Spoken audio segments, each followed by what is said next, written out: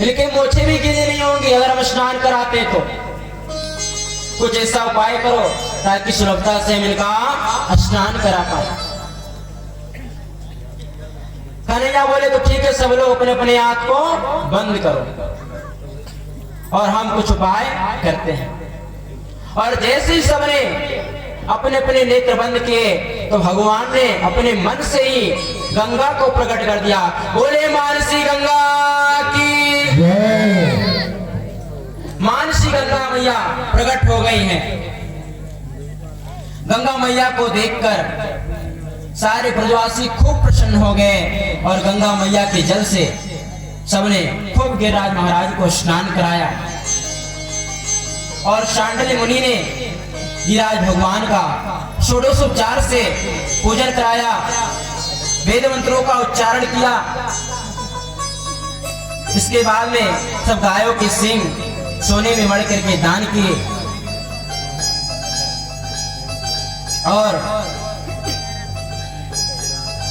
प्रत्येक के गले में मड़ियों के आभूषण लटक रहे हैं, जिससे गायों की शोभा 100 गुना हो गई। महाराज नंद बाबा ने ब्राह्मणों से स्वस्ति वाचन करा करके गायों का दान किया। कन्हैया बोले, ब्रजवासी बोले, लाला अब तेरे देवता को भोग लगाना कैसे लगाए, पर्दा करना पड़ेगा।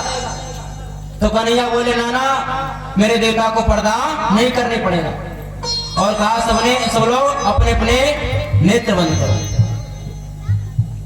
और जैसे सबने नेत्र बंद किया तो एक रूप से भगवान कृष्ण मुरारी के रूप में खड़े हैं और दूसरे रूप में 4 भुजा धारण करके गिरिराज के ऊपर आकर के प्रकट हो गए। बोलो गिरिराज भगवान की। तो चारों भुजा धारण करके भगवान को ब्रजवासियों ने देखा तो आश्चर्य में रह गए। सबने देखा और कहा, इतने दिन से हम इंद्र की पूजा करते हैं, उसने कभी मुझे दर्शन नहीं दिया, पर नन्हे तुम्हारे देवता जो एक ही दिल के पूजा में प्रसन्न हो गए और मुझे दर्शन दिया। और एक मुद्रा से गिरिराज भगवान सबको अभय मुद्रा में आशीर्वाद दे रहे हैं। नंद बाबा के नेत्र सजल हो गए। इस प्रकार से आज हमारे बड़े भाग्य हैं जो गिरिराज भगवान प्रकट होकर के ब्रजवासियों को दर्शन दे रहे हैं।